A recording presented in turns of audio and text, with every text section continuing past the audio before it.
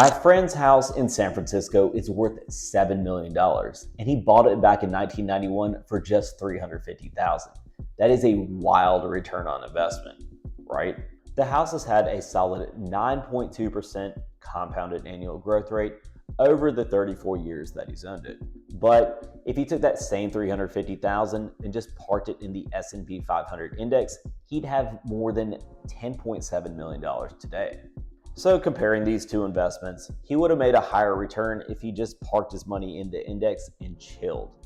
And owning the S&P 500 is virtually free and requires no work other than not touching the investment. And for those of you saying that the house was bought with debt, so he didn't have to shell out $350,000 back in 1991, I will counter that argument saying that up to half of those mortgage payments were pure interest. And even though he's paid off his mortgage, he can't live in that house for free.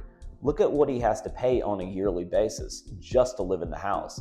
Property taxes of $35,000, maintenance of $30,000, insurance for another $30,000, homeowners association dues of $6,000 for a total of $101,000.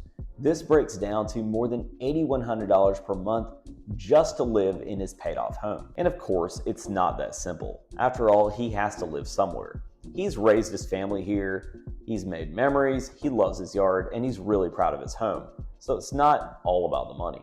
But my point is, you need to look at all the costs when you're deciding whether or not to buy a home.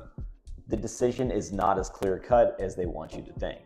If you want to get smarter with your money, follow along for more insights.